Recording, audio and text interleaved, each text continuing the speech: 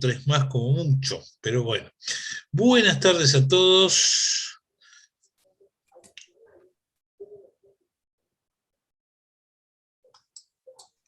Buenas tardes. Bien.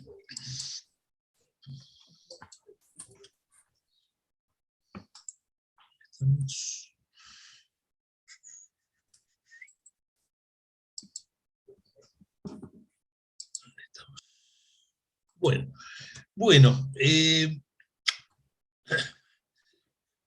vamos a comenzar la clase de hoy, en la cual el encuentro de hoy, la idea es que pudiésemos completar los problemas de trabajo, potencia y energía y tener un anticipo del próximo tema.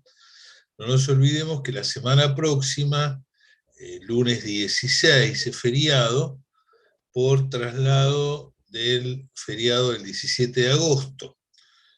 De modo que vamos a tener oportunidad de dedicarle ese tiempo extra, van a tener oportunidad a analizar el tema que sigue, que es el de impulso, cantidad de movimiento y momento cinético, nuevo tema que vamos a tratar de darles hoy una introducción. ¿Alguna preguntita que quieran hacer antes de que empecemos?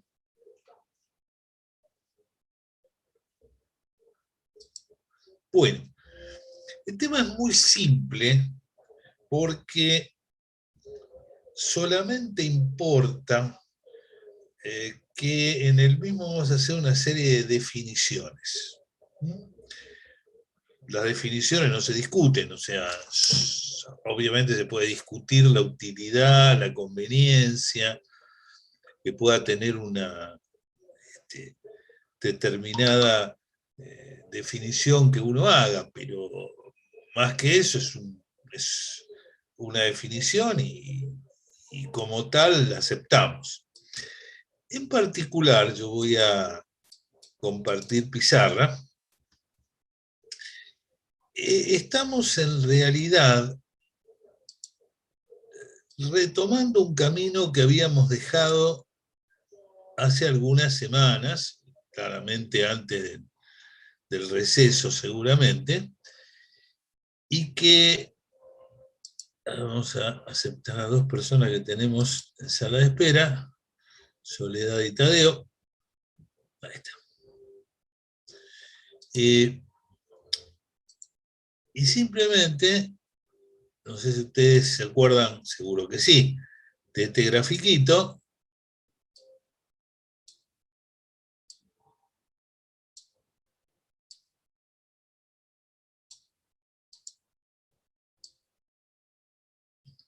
donde nosotros habíamos comentado que en física,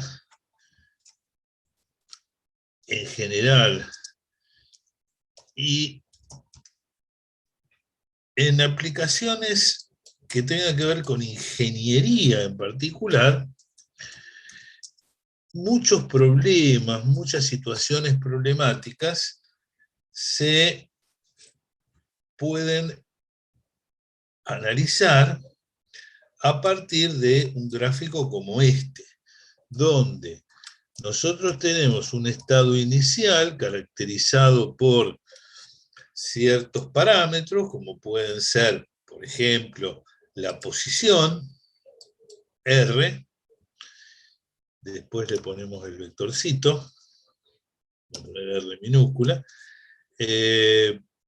la velocidad, la aceleración, algunas constantes, como puede ser la masa, por ejemplo, y obviamente nosotros vamos a tener en el caso, vamos a poner, a ver si, no sé si va a dar, sí, R, B, A, estos 3 son vectores, y obviamente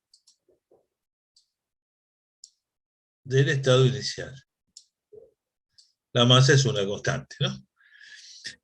Después, en el estado final vamos a tener las mismas variables, en principio con otro valor. Puede ser que alguna, por ejemplo, si estamos en un movimiento rectilíneo uniforme, vamos a tener que la velocidad es constante. Y si tenemos un movimiento rectilíneo uniformemente variado, va a ser constante la aceleración. Con lo cual, digamos, esto es algo general, ¿no? O sea, puede ocurrir que alguno de estos valores no cambie desde el estado inicial 1 al estado final que estamos caracterizando con 2. Después, vimos que había otras variables que tenían que ver con la evolución, a ver cómo estamos hoy, como puede ser el desplazamiento, que tiene que ver con la evolución. Cualquier variación en general tiene que ver con la evolución. El tiempo, vimos que la fuerza tiene que ver con la evolución, porque justamente la fuerza y los momentos, digamos, son los que causan las evoluciones. Y después nosotros nos pusimos a elaborar un concepto que por ahí algunos se acuerdan, lo dijimos en su momento. Nosotros dijimos, vamos a ver qué pasa cuando sumemos al concepto de fuerza el de desplazamiento, en el sentido de que es, acá tenemos uno más, en el sentido de cómo evaluamos el efecto de la fuerza, quizás más que un más para que no se lo entienda como una operación matemática, fuerza I delta R, eso nos llevó al concepto de trabajo. Y ahí vimos algo muy importante, vimos que habíamos definido una nueva magnitud, el trabajo, lo vamos a poner con el mismo color para mostrar que están ligados, que el trabajo en cuanto tal tiene que ver con la evolución, pero era responsable de los cambios de la energía mecánica, en ese caso de todas las fuerzas no conservativas, de la energía cinética, en ese caso todas las fuerzas conservativas y no conservativas, y de las energías potenciales, en ese caso el trabajo de, no quedó muy prolijito, el trabajo de las fuerzas conservativas. Por supuesto, lo mismo que antes, tenemos energía mecánica 1 en el momento inicial, energía mecánica 2 en el final. ¿Puede ser la misma? Sí, puede ser si no hay trabajo de fuerzas no conservativas. En ese caso, si no hay trabajo de fuerzas no conservativas, sabemos que se conserva la energía mecánica, de ahí viene el nombre. Y si no hubiera fuerzas conservativas, no habría cambios en energía potencial. Muy bien. Esto es lo que estamos terminando hoy con los problemas correspondientes. Y retomando lo que habíamos dicho hace algunas semanas, nos falta analizar también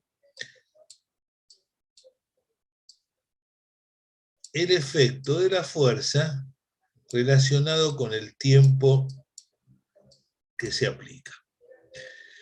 Y eso nos va a llevar a un concepto distinto.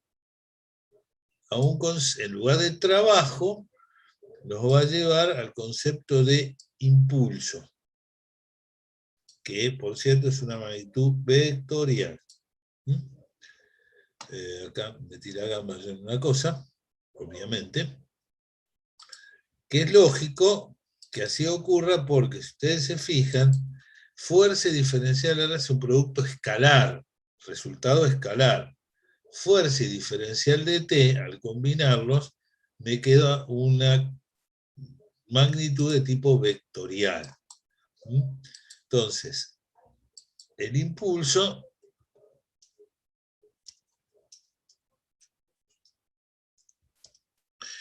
lo vamos a poner en negro como corresponde, es una magnitud que vamos a trabajar. El impulso, como tiene que ver con la fuerza, con el tiempo, que son variables relacionadas con la evolución, vamos a poner con rojo, que es lo que vamos a trabajar hoy.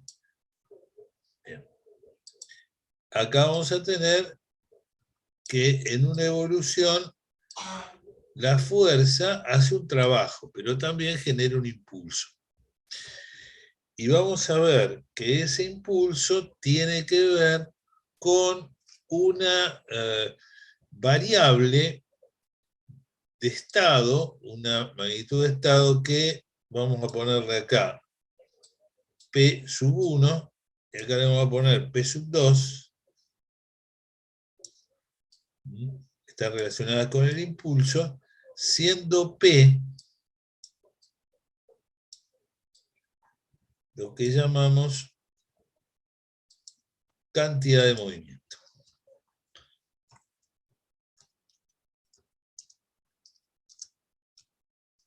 Muy bien. Entonces, lo que vamos a ver desde el punto de vista, ¿sí?, que esto lo van a ver ustedes bien en el video de la clase, ahí tienen todos los detalles, la explicación, etcétera, etcétera.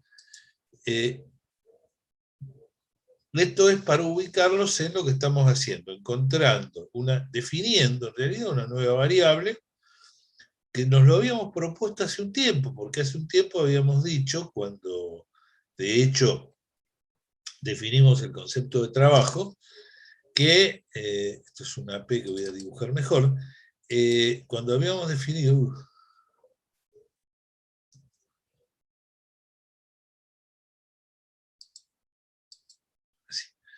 cuando definimos el concepto de trabajo, habíamos dicho en aquella clase, vamos a ver qué pasa cuando combinemos fuerza con desplazamiento, de ahí sacamos el concepto de trabajo, y después, más adelante, el más adelante acaba de llegar, vamos a ver qué pasa cuando combinemos fuerza con intervalo de tiempo. ¿Alguna preguntita? Como ven, por ahora no hay nada extraño, simplemente el hecho de, vamos a ver cómo estamos con el dibujo. Obviamente, así como en su momento definimos que trabajo era el producto, o diferencial de trabajo, que fue lo que definimos en realidad, era F escalar de diferencial R, ahora también podemos partir de que hay un pequeño impulso cuando una fuerza actúa un cierto intervalo de tiempo. Como el producto de la fuerza por el tiempo, que es un escalar, y la fuerza es un vector, me tiene que dar como resultado un vector. Y obviamente, ¿sí?, esto es una definición, la de impulso. Este es el impulso que causa una fuerza cuando actúa un momentito de tiempo. Y si quiero calcular el impulso que genera una fuerza al trabajar entre un instante 1 y un instante 2, entonces, en principio es una sumatoria, pero lo mismo de siempre, ¿no? Como es una sumatoria de muchos términos muy chiquititos, termina convirtiéndose en integral. Entonces, esta es la definición de impulso. Digamos, de ahí en más, ¿sí? Es la suma de los impulsitos que fue generando la fuerza a lo largo del tiempo. De todas maneras, y esto sí es importante, si la fuerza es constante, ¿qué pasa si la fuerza es constante, matemáticamente hablando?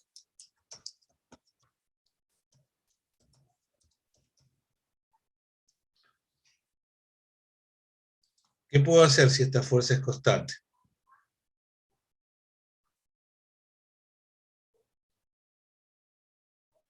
Sacarla para afuera del integral. Exactamente, Agustín, sacarla fuera del integral, obviamente, porque la integral es una suma. No tenerle miedo a las integrales porque una integral no es más que una suma. Por lo tanto, si en particular la fuerza es una constante, la puedo sacar de factor común de esa suma. Entonces me queda F y después me va a quedar un delta T. T2 menos T1 en realidad.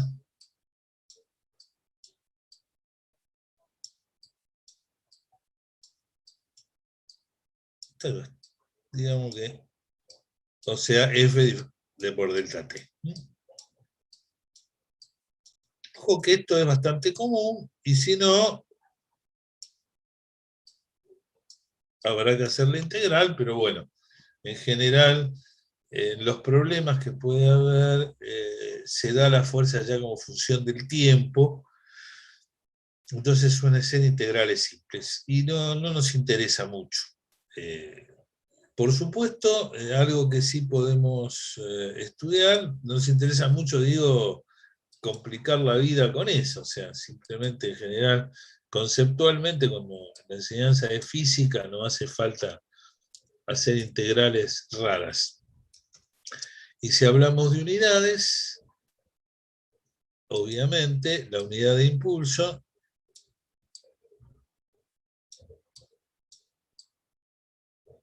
es igual a la unidad de fuerza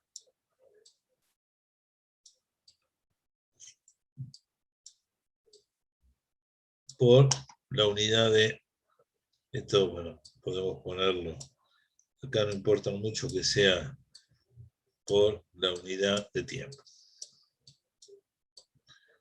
O sea, esto sería Newton por segundo. En Newton, acuérdense ustedes, sería de masa por aceleración. Entonces es kilogramo por metro sobre segundo cuadrado, multiplicado ahora por segundo, lo cual nos va a dar kilogramo por metro sobre segundo, que no tiene nombre propio. ¿Ok? Esa sería la unidad de impulso. Bien, hasta acá todo fantástico, muy lindo. Pero, si nosotros tomamos en cuenta esta diferencial I, nos vamos a encontrar, fíjense, volviendo un poquitín, un minutito para atrás, que hemos trabajado acá con la parte de impulso. Ahora nos falta encontrar este elemento que llamamos cantidad de movimiento. En algunos libros se parte de cantidad de movimiento y se obtiene el impulso. En nuestro video partimos del impulso y de acá vamos a obtener la cantidad de movimiento. ¿Por qué? Bueno, porque, digamos, por analogía con lo que hicimos con trabajo. Fíjense que acá hay una cosa muy interesante. Este diferencial de I, yo lo puedo poner como fuerza, vamos a ponerlo completo, fuerza por diferencial de T. ¿Ok? Pero ¿qué pasa? La fuerza la puedo poner como masa por aceleración. ¿Ok? Diferencial de T. ¿Sí? Y si yo ahora hago la integral, o sea, la sumatoria, la sumatoria de un lado, la sumatoria del otro. Fíjense que acá tengo la masa, ¿no? Y la masa es una constante. Y no lo vamos a obligar al pobre Agustín a que nos vuelva a decir que siendo la masa una constante, la verdad, menos mal que sé lo que quiero hacer yo, ¿no?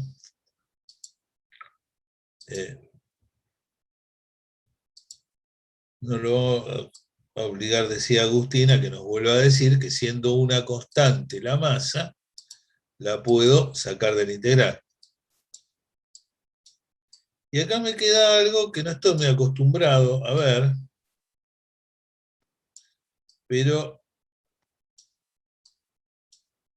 ¿qué es la integral de A de diferencial de T?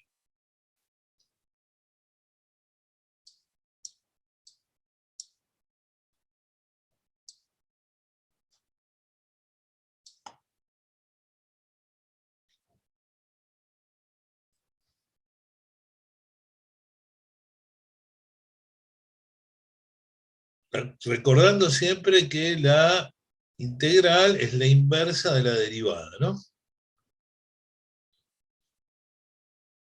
¿Qué cosa derivada en el tiempo nos da la aceleración?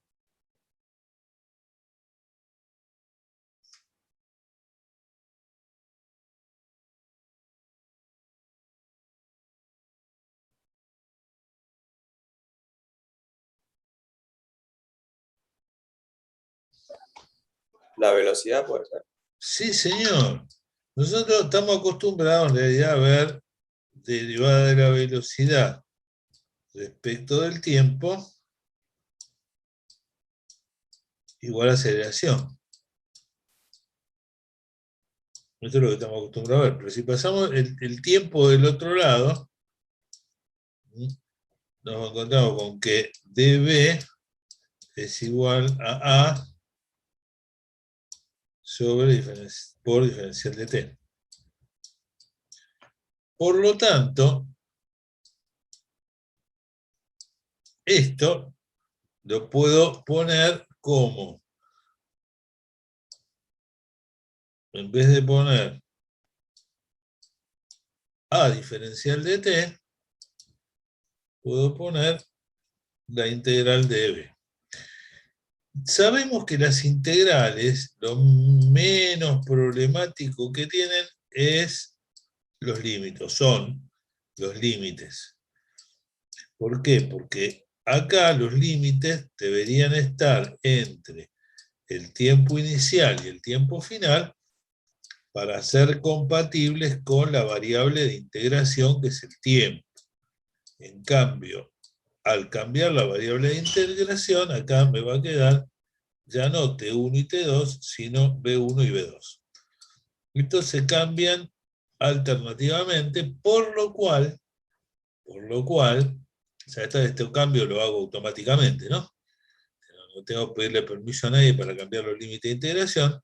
Esto me va a quedar M por B2 menos B1.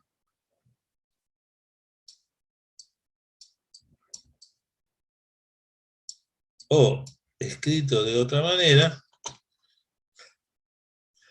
me queda que el impulso, porque la integral de esto es el impulso, es igual a M por B2 masa por velocidad final menos masa por velocidad inicial. A esta M por B le doy el nombre de cantidad de movimiento. Y lo designamos con el vector P que dibujamos antes en los estados. No le habíamos puesto nombre ahí todavía porque muy bien. Por lo tanto, y volviendo a esto para ponerle la cantidad de la velocidad, esto es P sub 2 menos P sub 1.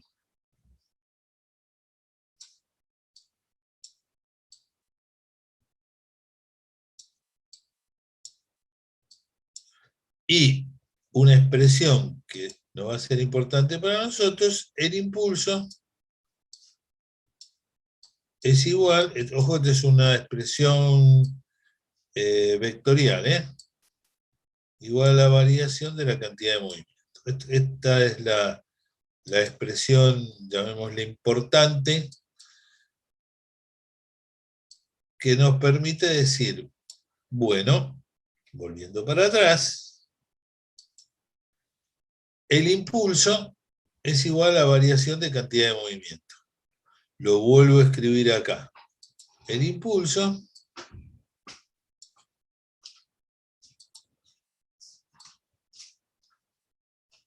es igual directamente a P sub 2 menos P sub 1. Con lo cual he vuelto a vincular una variable que tiene que ver con la evolución, como es el impulso, con una variable m por b, que claramente m es una constante y la velocidad es una función de estado, por lo tanto, m por b es una función de estado. Cantidad de movimiento, lo ponemos acá, para no olvidarnos.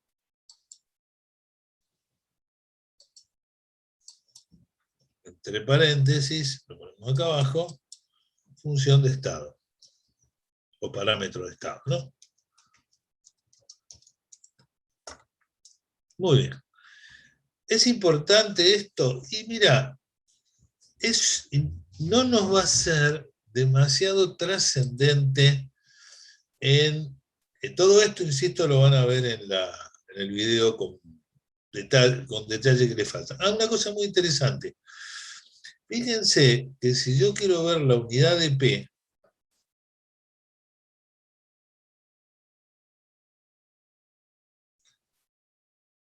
lo podemos poner por acá abajo,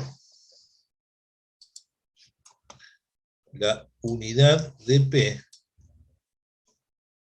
lo pongo en rojo para que no se pierda, es la unidad de masa por la unidad de velocidad. De masa por unidad de velocidad.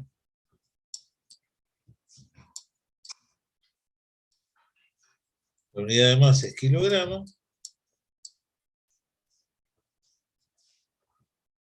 La de velocidad, metro por segundo. Sobre segundo, ¿no? Bueno, comparemos ahora la unidad. Obviamente, si digo que el impulso es la variación de cantidad de movimiento, tiene que tener las mismas unidades, si no, no lo podría igualar. Efectivamente, esto y esto me dio exactamente igual. Kilogramo metro sobre segundo. Bueno, ¿alguna preguntita?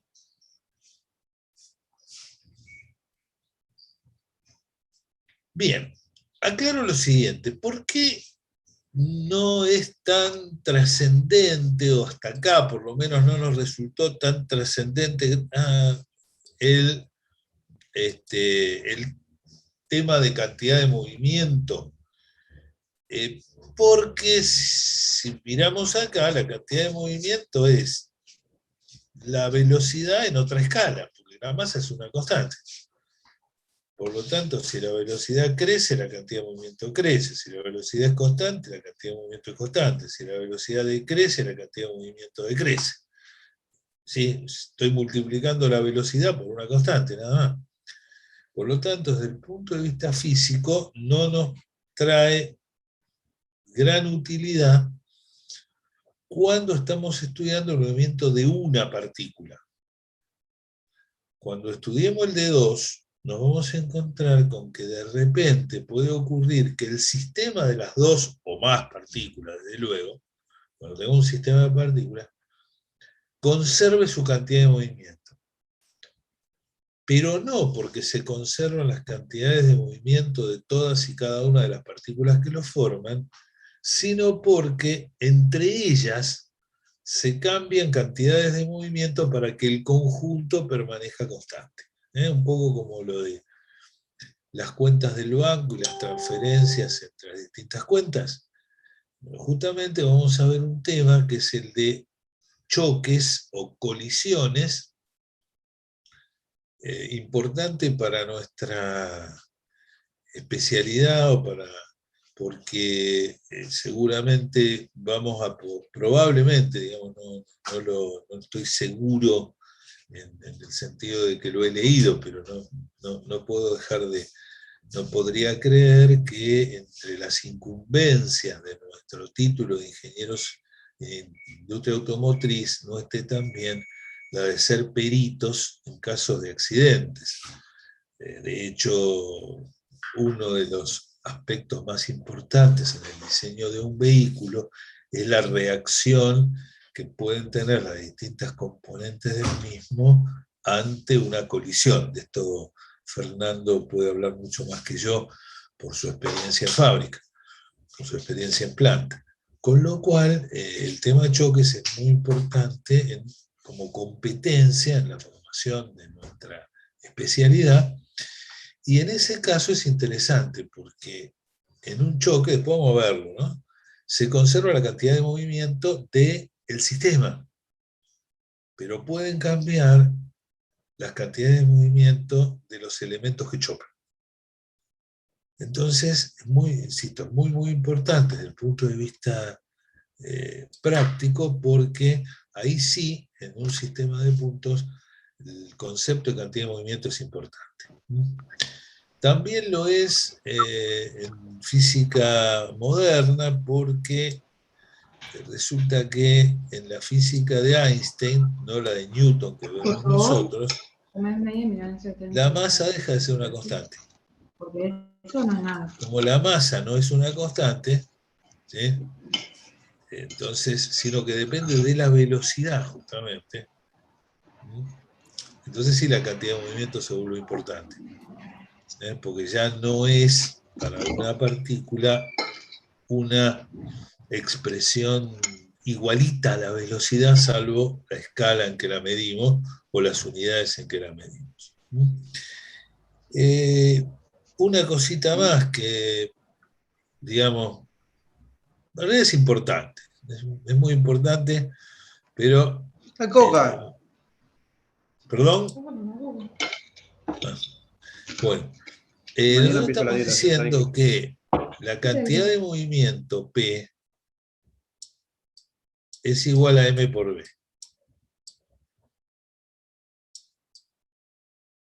Obviamente, si yo ahora hago la derivada de P respecto del tiempo, me voy a encontrar, obviamente, con que tengo que evaluar la derivada de M por B respecto de T. Siendo M una constante, ¿qué pasa con M con la derivada? ¿Qué puedo hacer con M?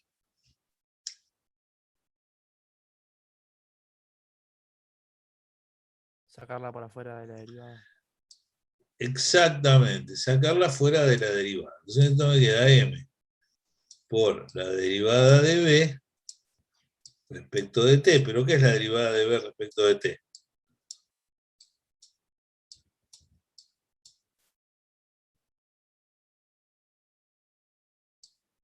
La aceleración. Sí, señor, aceleración. Por lo tanto, esto es masa por aceleración, lo cual en realidad antes lo recorrimos al revés. ¿Y qué es masa por aceleración? ¿Qué dijo Newton? ¿Masa por aceleración? ¿Es fuerza? Sí, Luciano, fuerza. En realidad, les acabo de mentir, porque Newton justamente, y por eso hicimos esta expresión, justamente, lo escribo en rojo, la forma en que Newton definió en su obra que se llama Principia, definió la fuerza fue en base a la variación de la cantidad de movimiento. está bien, él encaró de alguna manera la física de otra forma. Nosotros la encaramos de una manera más amigable desde el punto de vista didáctico. Fíjense que fuerza igual a masa por aceleración es mucho más amigable que fuerza igual a derivada de P respecto de T. ¿Ah? Pero conceptualmente los dos está bien, porque la cantidad de movimiento, masa por velocidad, ¿cómo hago para cambiar una velocidad? Con una aceleración. ¿Y cómo genero una aceleración? Con una fuerza. Entonces, en realidad son dos maneras de entrarle al tema, ¿no? Le entro por la puerta de adelante y después de pasar el living llego a la cocina, o entro por la puerta de atrás y después de pasar por la cocina llego al living. Pero básicamente es equivalente, son dos maneras distintas de presentar el tema. Lo que nosotros digamos, presentamos acá, o por qué damos este tema, porque Newton en realidad, cuando hizo la definición de fuerza, cuando planteó en su modelo la definición de fuerza, lo hizo a partir de la variación de cantidad de movimiento en el tiempo y no como producto de masa por aceleración. Desde el punto de vista práctico es exactamente lo mismo, y desde el punto de vista didáctico, obviamente todo el mundo está en general encarando el tema como lo hacemos nosotros de masa por aceleración. Todos los libros están escritos así. Pero por lo menos, digamos, tenemos la delicadeza de comentar cómo pensó Newton la cosa. ¿Está? Bueno, ¿alguna duda con esto? Esto simplemente es, no digo que es una anécdota. ¿Por qué? Porque acá se nos plantea algo interesante.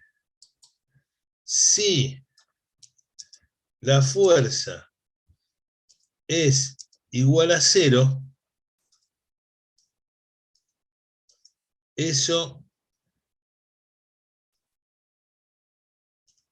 implica que si la fuerza es igual a 0, ¿cómo es P? Si la fuerza es 0, la derivada, vamos a poner la derivada de P respecto de T sería 0. Y si la derivada de P respecto de T es 0, ¿por qué es eso? Cuando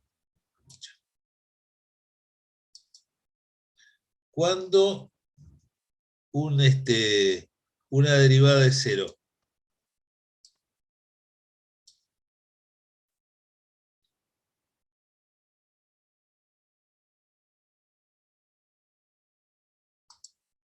Dicho de otra manera,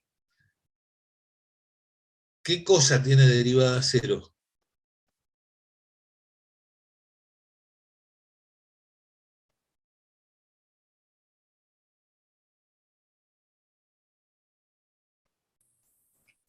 ¿Una constante? Sí, señor, gracias, Stephen, una constante. Entonces, si no hay fuerzas, la cantidad de movimiento permanece constante. Obvio, si no hay fuerza, no hay impulso.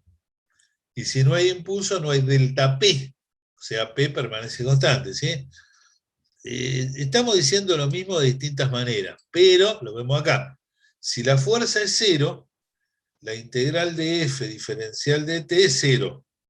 Por lo tanto, no hay impulso. Y si no hay impulso, no hay variación de cantidad de movimiento. Lo estamos diciendo de distintas maneras, pero muy importante, porque esta sería la expresión de la conservación de la cantidad de movimiento. ¿Qué tiene que pasar para que se conserve la cantidad de movimiento? No va a haber impulso, ok. Pero para que no haya impulso, como el tiempo nunca es negativo, tiempo no, digamos, siempre es un número positivo, digamos.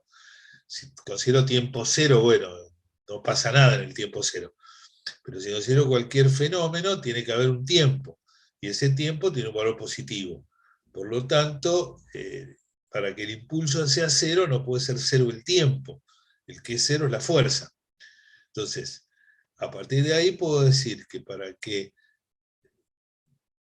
se mantenga la cantidad de movimiento, no tiene que haber impulso y por lo tanto no tiene que haber fuerza.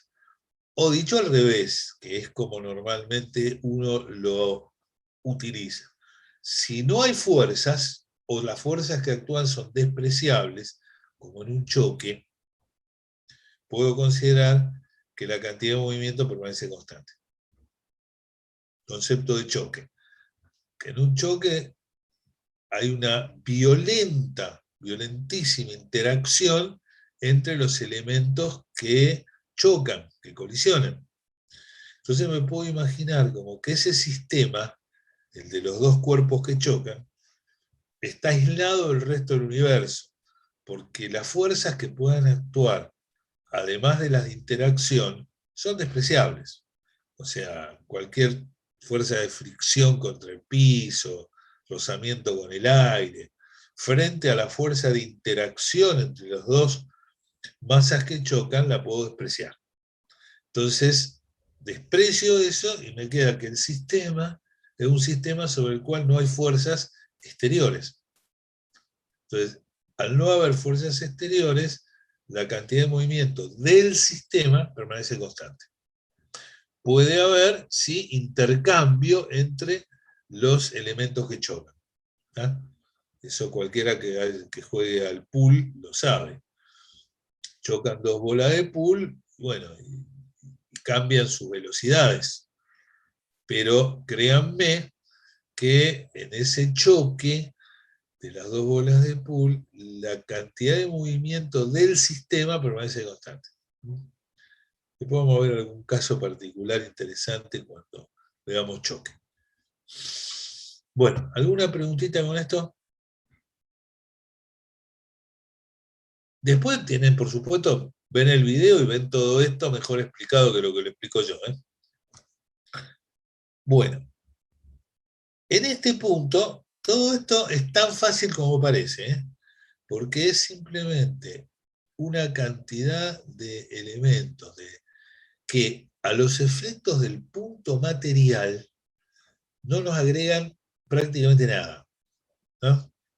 Prácticamente no nos agregan nada. ¿Por qué? Y bueno, porque en realidad, como dijimos antes, la acción de la fuerza directamente la calculo como M por A. Si la calculo a partir del impulso, porque lo que estoy haciendo es integrando la acción de la fuerza, la mido con la cantidad de movimientos, pero en realidad es lo mismo, porque justamente la acción de la aceleración considerada integralmente a lo largo del tiempo, lo que va a hacer es variar la velocidad. El impulso considerado integralmente a lo largo del tiempo varía la cantidad de movimientos, pero la diferencia entre uno y otro es la masa, que es una constante, por lo cual puedo trabajar de una manera o de la otra sin problema. Sí me va a ser de mucho interés y de mucha utilidad en algunos aspectos de la industria automotriz también, el concepto de cantidad de movimiento y de conservación de la cantidad de movimiento cuando estudie sistemas de partículas y en especial en nuestra actividad de industria automotriz, cuando estudie colisiones. Porque en un choque, insisto, puedo admitir que todo lo que pase alrededor de los dos cuerpos que colisionan lo puedo despreciar, porque las fuerzas de interacción entre ellos son muy grandes. Entonces, si el sistema está aislado, puedo decir que ese sistema tiene cantidad de movimiento constante. El sistema, no cada uno de los cuerpitos individuales. ¿sí? Bueno, ¿alguna pregunta?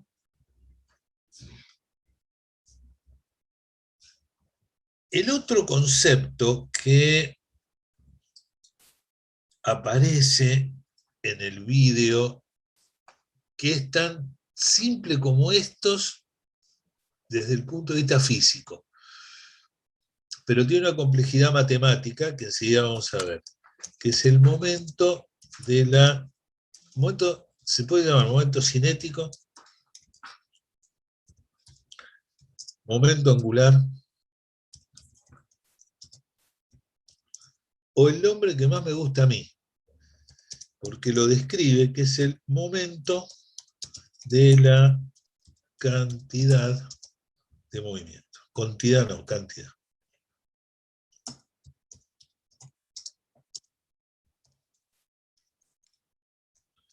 Cualquiera de los tres nombres es equivalente.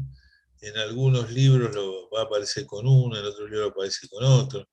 No hay problema. A mí me gusta el de momento de la cantidad de movimiento porque justamente esa es la definición. Vamos a ver cómo estamos con el pulso. Se usa la letra L.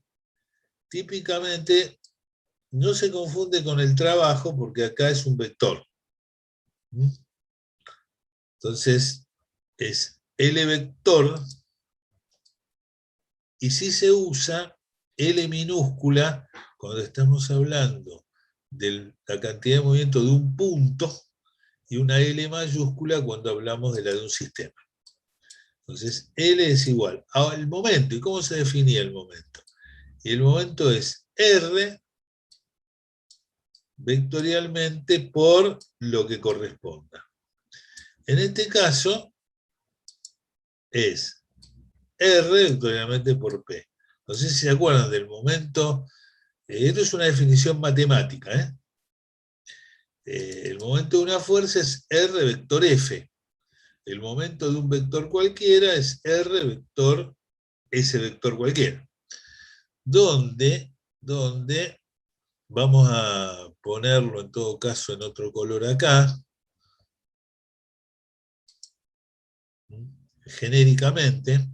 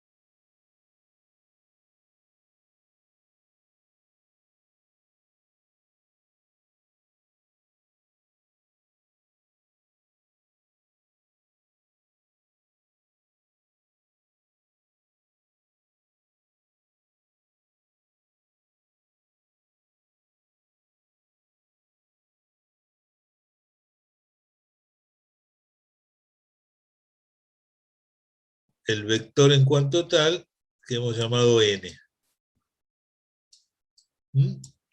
Y vamos a cambiar el color. R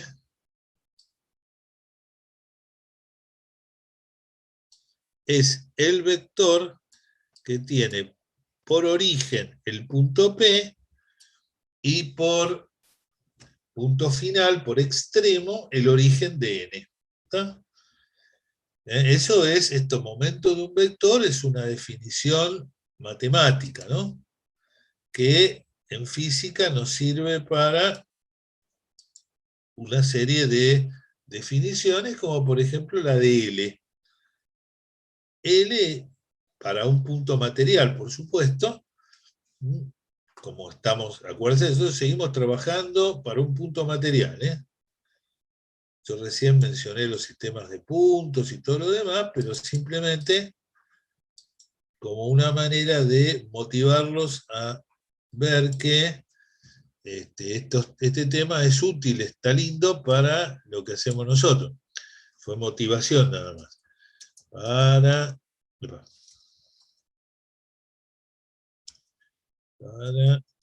un punto material. Entonces, para ese punto material, el producto R vectorialmente por cantidad de movimiento es lo que defino como momento angular o momento cinético. Esto sería obviamente R vectorialmente por M B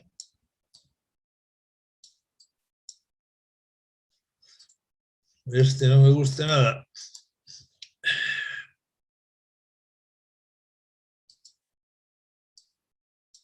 La M es una constante, por lo tanto puede salir de paseo.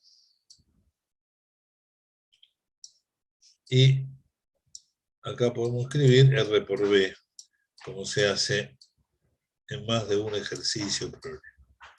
Bueno, así como la cantidad de movimiento, también se le llama cantidad de movimiento lineal, tiene que ver con la traslación, porque fíjense que acá estamos hablando de la velocidad lineal, más allá de que la velocidad pueda cambiar o no, ¿no es cierto? Pero acá estamos hablando, me salté uno, pero acá cuando hacíamos M por B, estamos hablando de la velocidad, ¿está? Vuelvo más atrás todavía, esta es la velocidad, ¿está? M por B. La cantidad de movimientos, que no lo puse acá, es M por B. ¿Está? Ahora estamos hablando de algo que, y si bien es un vector como la cantidad de movimiento, es un vector que tiene la particularidad de estar definido por un producto vectorial. Entonces ya la dirección de L no es ni la de P ni la de R, sino la perpendicular al plano que formen R y P, porque es un producto vectorial, y tiene que ver L no con el movimiento lineal, sino con el movimiento circular. De a poquito vamos a ir viendo ejemplos, pero es hora de anticipar algunas cosas. Si tenemos un cuerpo que esté realizando un movimiento circular, un cuerpo, un punto material, ¿no? Que esté ese punto material realizando, vamos a poner el punto material, ahí está. Vamos a decir que este es el punto material. Ese punto material tiene una velocidad, y yo considero, para seguir los colores estos, que el R lo tomo, ¿sí? R por B tengo acá, ¿no?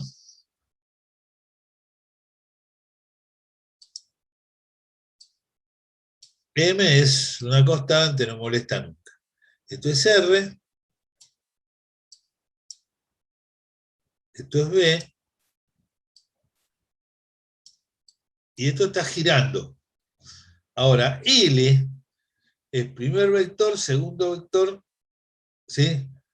Primer vector, que es R, segundo vector, que es B, R va para allá. A ver, háganlo, pongan el pulgar con R, el índice con B, y el mayor les va a quedar para arriba. Mano derecha, regla de la mano derecha. Entonces, L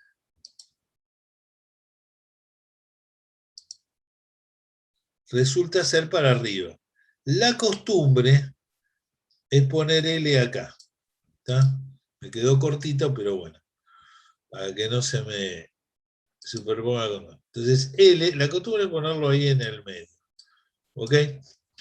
¿Por qué? Y porque no sé si ustedes se acuerdan, cuando estudiamos cinemática, que omega, ¿sí? También tiene la dirección vertical. Entonces, L tiene la dirección de omega en realidad. Tal vez me hubiera convenido poner B en otro lado, lo vuelvo a dibujarlo, no importa, tenemos tiempo. Lo pongo al mismo punto, es el mismo punto, ¿eh? Lo que pasa es que ahora lo estoy consiguiendo en otro lugar. Eso por no haber pensado antes. Vector, este es R. Esto es B.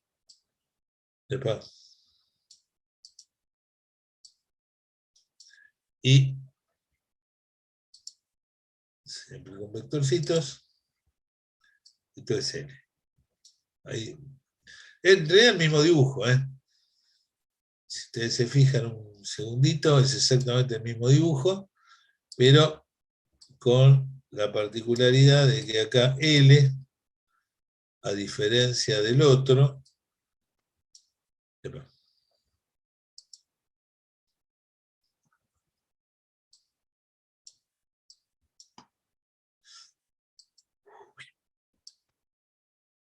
a diferencia de lo que tenía en el otro, este sería el punto P, ¿no? Acá, que antes había dibujado con...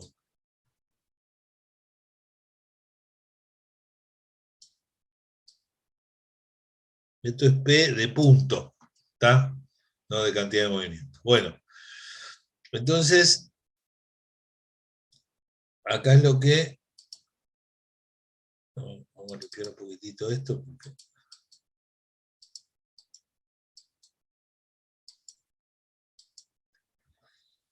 Bueno.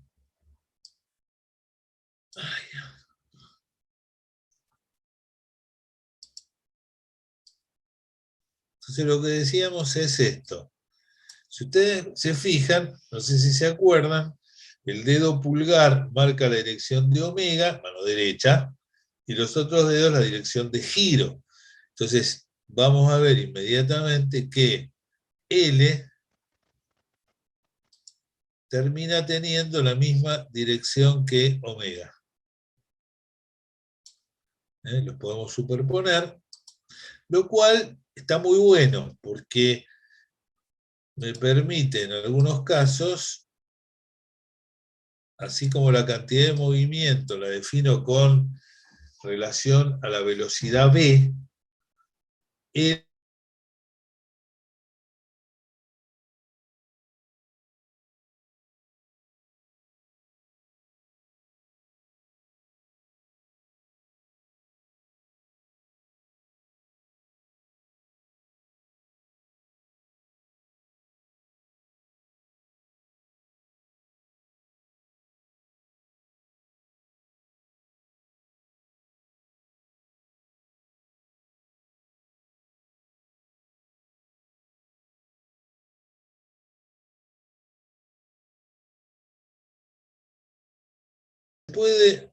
no es nada difícil, ¿eh?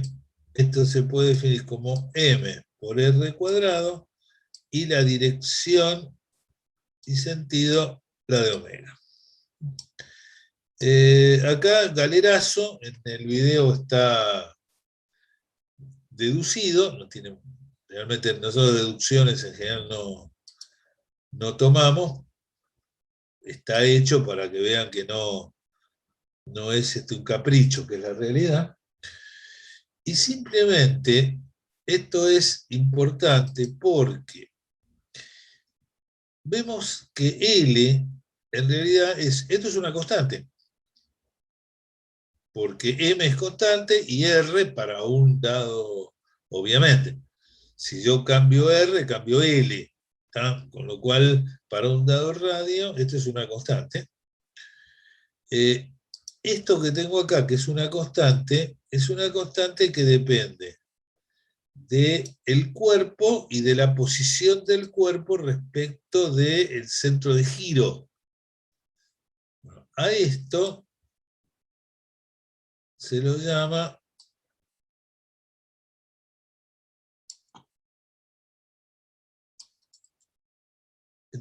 momento de inercia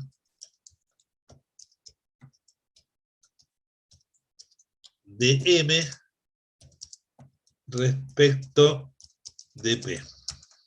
¿Okay? De M como punto M. Y respecto del punto P. Es el momento de inercia de la masa M respecto del punto P. Y depende de la velocidad angular. Más adelante, para un punto material, igual que la cantidad de movimiento, para un punto material no era demasiado trascendente, no nos quitaba el sueño, el momento de inercia de M respecto de P tampoco nos quita demasiado el sueño, porque R por omega es velocidad, ¿sí? Entonces mv cuadrado sobre R, digamos, ¿se acuerdan de tiene una relación absolutamente directa, ¿sí? con todo lo que ya sabemos de movimiento circular y compañía, y no necesitaríamos esta definición para estudiar el movimiento de una partícula. Pero sí es absolutamente útil en el estudio del movimiento de un sistema de partículas o de un cuerpo extenso. ¿Tá? Seguramente la palabra o el concepto o la idea de momento de inercia lo han escuchado muchas veces. Bueno, justamente de acá sale. Es una relación que nos va a permitir vincular variables dinámicas, como es el momento cinético, con variables cinemáticas, como es la velocidad angular. El momento de inercia típicamente se escribe con una I o con una I doble, una cosa así. Momento de inercia, ¿sí? De M seguramente respecto de P. A veces el P va arriba, a veces el P va abajo. ¿Está? P es el punto. Y la M no hace falta ponerla porque es el cuerpo del cual estamos hablando. Y obviamente es un escalar, ¿no?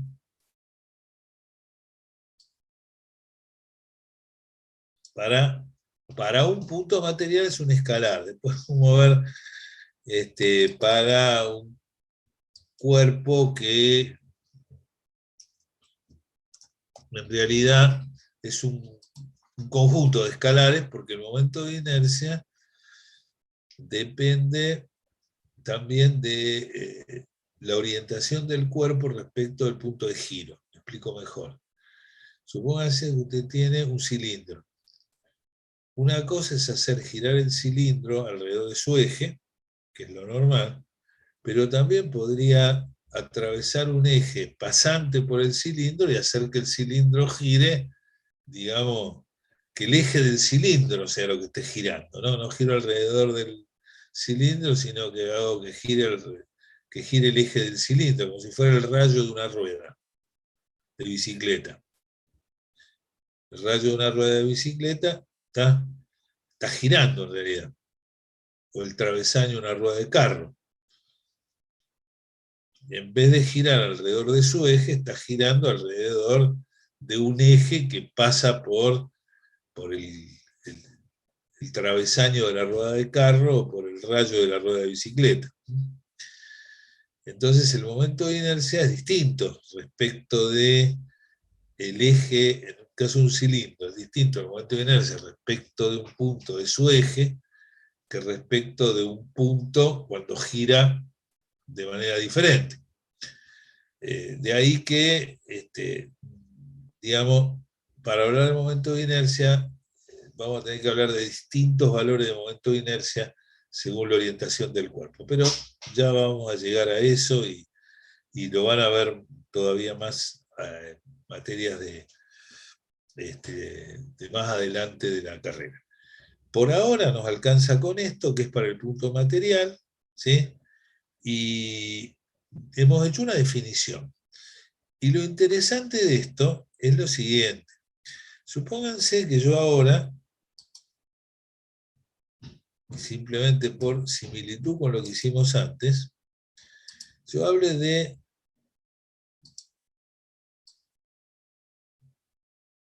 la derivada de L respecto de T.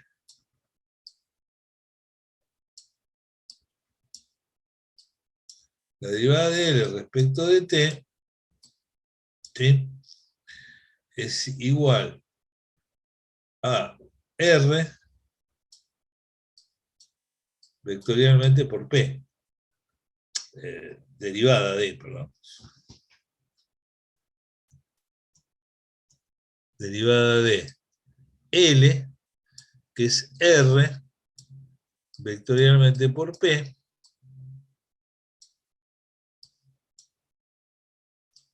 respecto de T. Como la derivada es distributiva, yo podría, ¿sí?, el punto R R es el vector R, esto es un producto, tendría derivada de R respecto de T,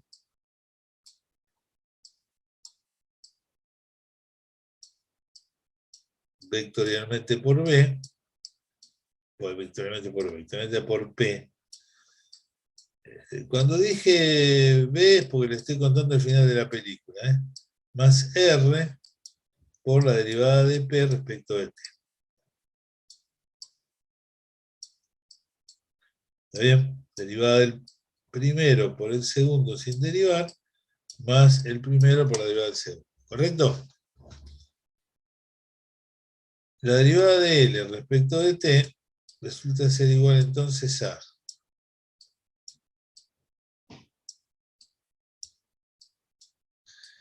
¿qué es derivada de R respecto de T?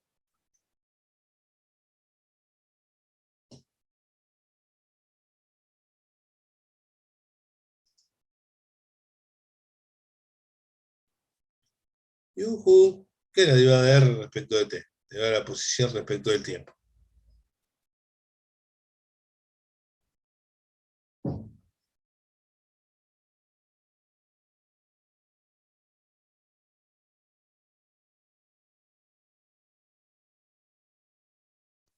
¿Velocidad? Sí, señor. Gracias, Jerónimo. Y acá voy a tener, ¿se acuerdan a qué es igual la cantidad de movimiento?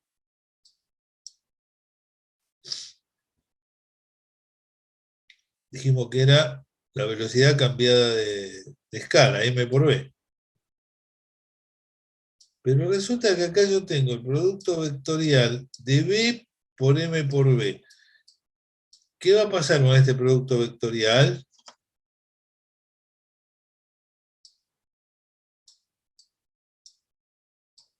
El producto vectorial de un vector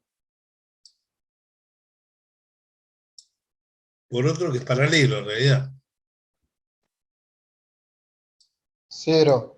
0. ¿Por qué? Porque es módulo, sí señor, es módulo de b por módulo de mb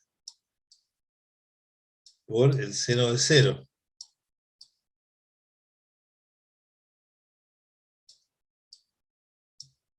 Por lo tanto, 0. ¿Y acá qué me queda? ¿Qué es la derivada de P respecto de T? Que lo dijimos hace un rato.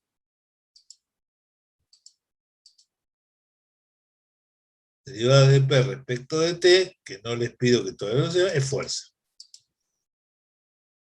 Y R por F es el momento de un vector, pero ahora es el vector fuerza. Entonces esto es el momento del vector fuerza respecto del punto P. En síntesis, así como la derivada de P de la cantidad de movimiento respecto del tiempo es, lo acabamos de recordar, la fuerza, la derivada de L respecto de T es el momento de dicha fuerza respecto del punto que estemos considerando como centro de giro. Entonces, esta fórmula tal vez sea más importante recordar esta fórmula que todo el resto.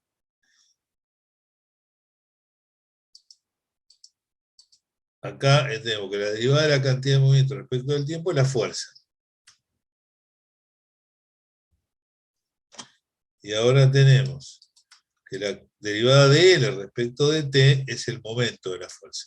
Entre paréntesis, acá me chispoteé yo. Me olvidé esto. ¿Ok?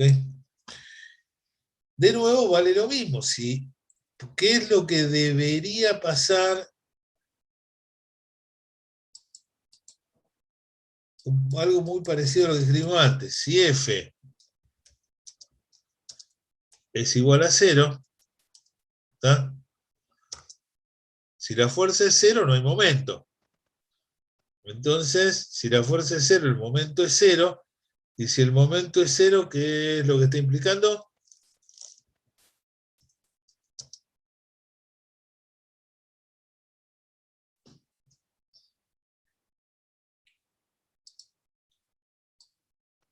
Epa. Si la fuerza es cero, el momento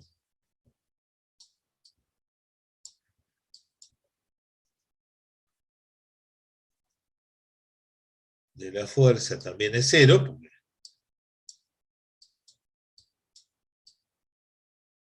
Y entonces, ¿qué pasa con L?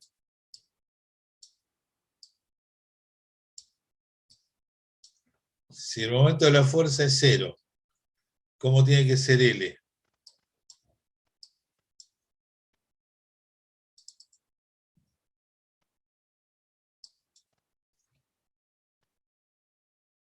¿Cómo que tiene que ser algo para que su derivada de cero? Constante. Constante, lo mismo de antes. Estamos repitiendo el modelo, pero ahora... ¿está? Entonces, esto es lo mismo desde el punto de vista físicamente. ¿Sí? Si la fuerza es cero, P es constante. Y acá yo podría decir, si la fuerza es cero, L es constante. O directamente, porque podría ocurrir que haya fuerzas, pero no generen momento. ¿Y por qué pueden no generar momento? Y porque, por ejemplo, la resultante de la fuerza pasa por el centro de giro. Entonces, directamente, para considerar ese caso, si el momento vale cero, L tiene que ser constante.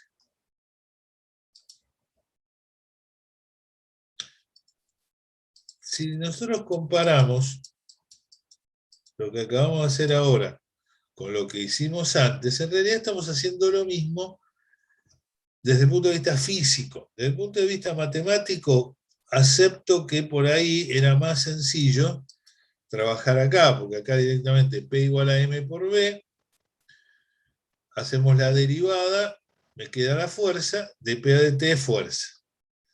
Acá la derivada es un poquitito más complicada, porque ya es un producto vectorial, ¿tá? Pero de la misma manera, nos queda que dl a dt es el momento. Si el momento es cero, la cantidad de movimiento es constante. El momento de la cantidad de movimiento.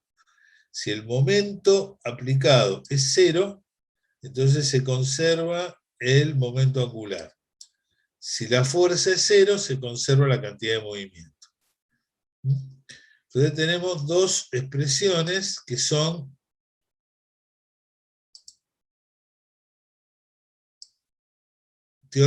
son principios de conservación. Si sobre un punto material, por ahora, por estar en el punto material, no hay fuerzas que actúen, su cantidad de movimiento permanece constante. Y sí, porque si no hay fuerza, no hay aceleración. Y si no hay aceleración, no hay cambio de velocidad.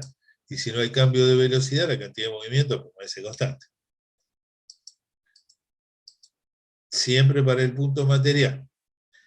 Ahora, si no hay un momento que actúe sobre el punto, se mantiene constante si no hay momento de fuerzas, ¿no? Que actúen, se conserva su momento cinético o angular o momento de la cantidad de movimiento. Entonces, no fuerza, cantidad de movimiento constante. No momento, momento de la cantidad de movimiento constante. O momento cinético, momento angular, como lo quieran llamar. ¿Está?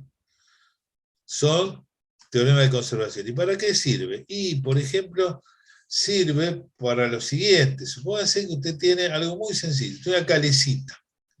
Está la calecita girando. No es un punto material, pero...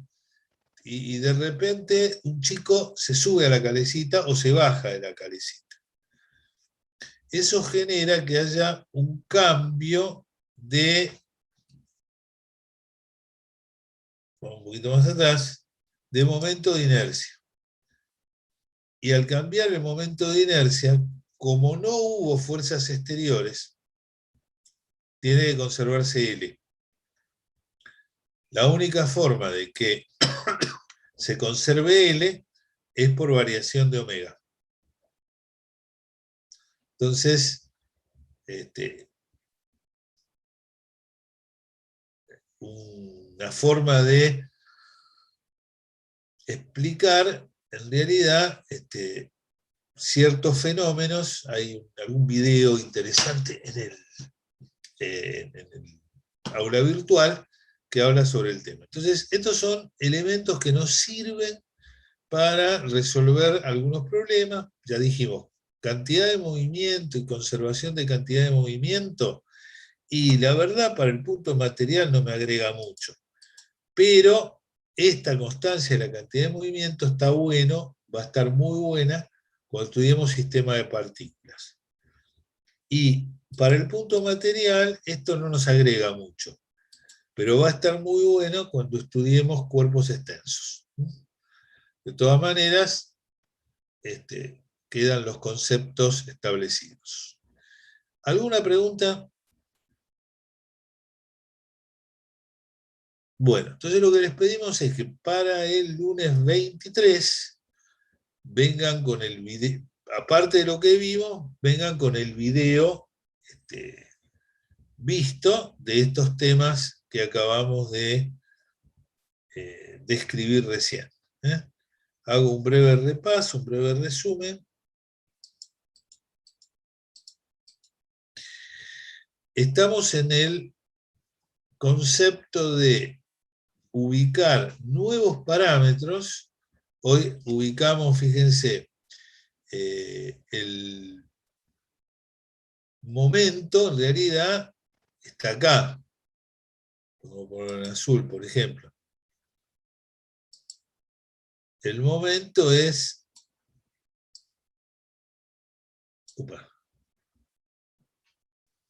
fuerza y distancia. Acá está el momento. Pero el L está acá. El L es dado, ojo con el L, porque tiene que depende del punto respecto del cual, por eso voy a poner acá el punto P. L depende también del punto P respecto al cual se mida. O sea, un cuerpo, un sistema no tiene un único L, puede tener muchos L's, dependiendo del punto. Entonces, cuando saco la foto hay un único L, pero ese L depende de que esté en el estado inicial y en el final, y también depende del punto respecto del cual lo esté tomando. Pero básicamente lo que estamos haciendo es agregando nuevos parámetros que nos van a servir para evaluar, para calcular, para resolver determinadas situaciones al involucrar relaciones entre entre dos estados del sistema y la evolución que tuvo efecto para llevarlo de un estado al otro. ¿Qué hicimos hoy? Bueno, empezamos analizando la relación fuerza y tiempo en lugar de fuerza y distancia. Cuando trabajamos con fuerza y distancia, llegamos al concepto de trabajo, de ahí sacamos potencia, sacamos energía, que después vamos a hacer ahora algunos problemas. Cuando relacionamos fuerza y tiempo, vamos al concepto de impulso. Vemos que para el punto material, el impulso es igual a la variación de cantidad de movimiento. Todo esto no importa. Acá simplemente vimos que las unidades de impulso y cantidad de movimiento son las mismas, lo cual es lógico, si no, no podría poner esta igualdad. Y vemos que para el caso de un punto material no tiene mucha trascendencia porque no es más que la cantidad de movimiento que la velocidad cambiada de escala. Sí nos va a ser muy importante, repetimos este concepto, cuando hablemos de sistemas de puntos. Ahí sí va a ser importante porque cuando yo digo que la cantidad de movimiento es constante si no hay fuerzas, para un punto, listo, velocidad constante. Digamos, si no hay fuerza, la velocidad es constante, con lo cual ya lo sabía, porque si no hay fuerza no hay aceleración. Y si no hay aceleración, la velocidad permanece constante, con lo cual no dije nada nuevo para un punto material.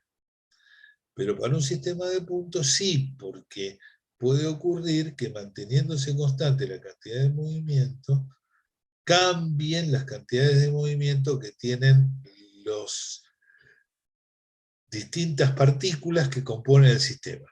Vamos a llegar ahora cuando vemos sistema de puntos. Particularmente eso nos va a llevar al concepto de choque. Y después, anticipando un poquitito lo que vamos a ver cuando estudiemos ya no movimientos lineales, sino cuando vayamos profundamente a movimientos circulares, hemos definido otra relación que tiene que ver ya no con la cantidad de movimiento, sino con el momento de la cantidad de movimiento. El momento de la cantidad de movimiento le damos también nombre, momento cinético, momento angular o momento de la cantidad de movimiento. Recordamos lo que es el momento y en particular nos atenemos a un ejemplo que es el de un cuerpo que está girando en una trayectoria circular. Para el mismo, el momento cinético es igual a mr cuadrado por omega. Y mr cuadrado es una constante que se llama momento de inercia, que varía respecto del punto de giro, o sea, del centro de giro. Está bien, estamos de acuerdo. Pero dado el centro de giro, dado el punto P en última instancia, yo tengo un dado momento de inercia. Y después, haciendo algo similar a lo que hicimos antes habíamos derivado P respecto de T, ahora derivamos L respecto de T. ¿Por qué es más complicado? Y porque el otro era M por B, y M es una constante, pero acá tengo R por P y ninguno de los dos es constante. Entonces, tengo que, al derivar, considerar la derivada del producto. En el otro no necesitaba, porque la masa salía de dentro de la derivada, como muy bien me dijo alguno de ustedes, ¿sí? O sea, lo miramos. Acá la masa sale de la derivada, entonces me queda muy rápido, voy a ver respecto de T, que es aceleración, masa por aceleración, fuerza. Pero acá físicamente no es distinto.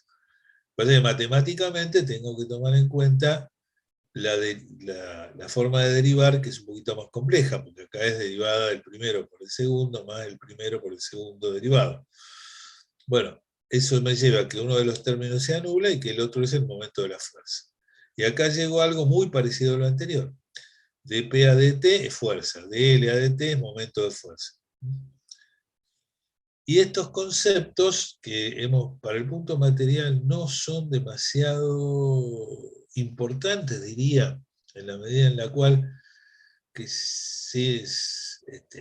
no hay muchos ejemplos prácticos, o no hay muchas aplicaciones prácticas, pero sí las va a ver con algunos avances que hagamos en la materia, como por ejemplo la introducción del concepto de sistema de puntos, o ya veamos no un punto solito, sino un sistema de puntos. Bueno, ¿alguna pregunta, chicos?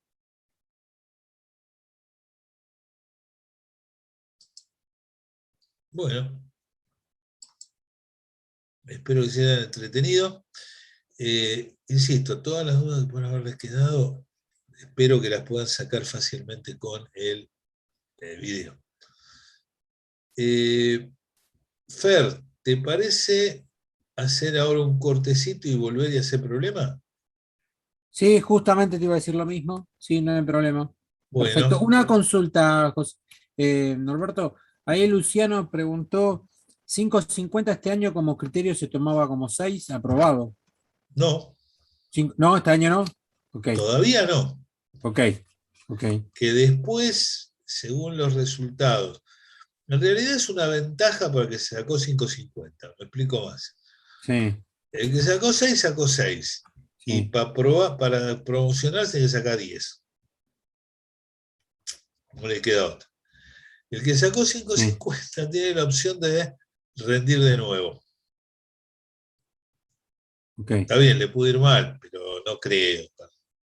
Y con la experiencia podés llegar a sacar una mejor nota que 6 y estar en mejores condiciones para aspirar a una promoción con el segundo parcial.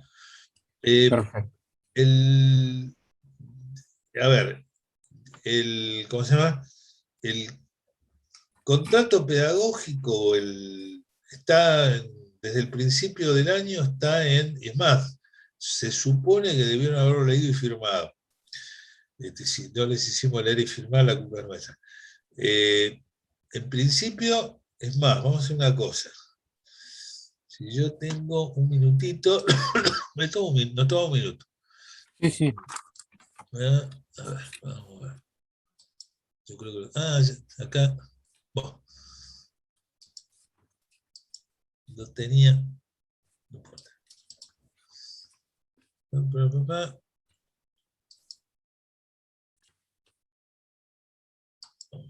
para atrás. Muy bien.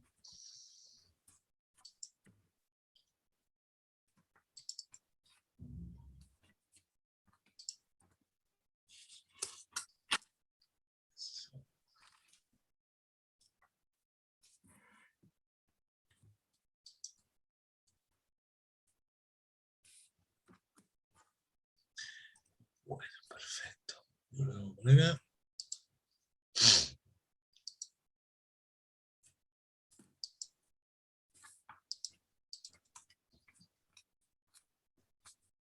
Bueno, acá está, este es el anexo, por supuesto está en el aula, ¿sí? En el aula virtual, y está desde el principio del curso. Regularización de la materia. Fíjense que acá figura también lo de asistencia, cosa que en realidad el año pasado finalmente no hubo condición de asistencia, suponemos que este año por ahí pase lo mismo, pero hasta que no salga la resolución correspondiente, vale el reglamento de estudios. Y punto 2, aprobar las 2 evaluaciones parciales en primera instancia o en recuperatorio con una calificación igual o superior a 6.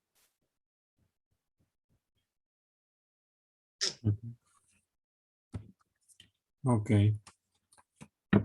Ok, bien. Perfecto, entonces. ¿Sí?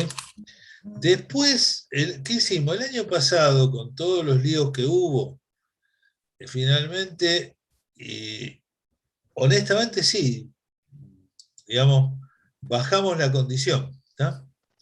Pero eso fue una decisión teniendo en cuenta que las condiciones fueron variando durante el año. O sea, a principios de año teníamos unas condiciones que tenían que ver con la presencialidad. Casi un mes y medio después pusimos las condiciones de virtualidad. Obviamente esos cambios durante el año hicieron que tuviéramos que tener la flexibilidad necesaria, porque digamos, ustedes se tuvieron que adaptar a cambios de los cuales no habían generado. Esta vuelta las condiciones están desde el día 0. Perfecto. Bien. Que Eso entonces después, respondida. en algún caso particular, se pueda considerar, puede ser. Bien. Hoy por hoy, las condiciones son estas que pusimos. Excelente. Perfecto. Recuperatorio, octubre. Originalmente, y esto sí tiene que ver con un cambio que se hizo para mejorar de alguna manera, para hacer más cómoda la cursada. En realidad, originalmente íbamos a tomar el parcial a la vuelta de las vacaciones, pero finalmente lo tomamos en el medio del receso, en las semanas que va. Para nosotros no son, dije mal vacaciones, receso. Nosotros estábamos tomando finales durante ese tiempo. Se adelantó 2 semanas respecto a la fecha que teníamos originalmente prevista. La idea, y esto probablemente en esta misma semana esté la decisión, estamos viendo de adelantar también 2 semanas el horario o la fecha prevista. Así que va a ser en octubre, estaba previsto fines de octubre, y lo vamos a adelantar probablemente para la primera quincena de octubre. De esa manera también queda más tiempo entre el recuperatorio del primero y el segundo, que sí tiene fecha, y es en noviembre. 17 de noviembre, si la memoria no me falla. Así que, ¿si hay alguna otra consultita? Entonces, bueno, respondida un poco a la pregunta que había hecho Agustina también.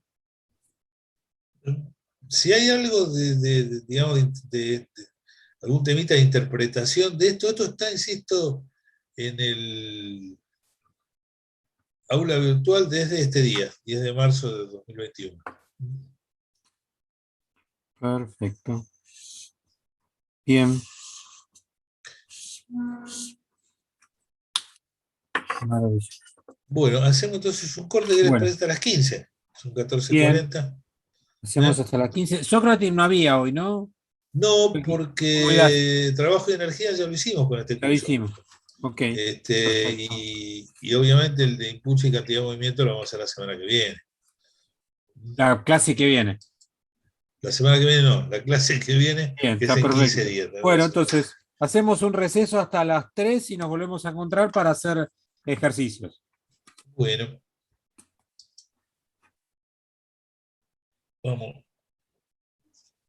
Vamos a aprovechar para pasar por hidráulica. Ok. Bueno, nos espero en 15 minutos, nos volvemos a juntar.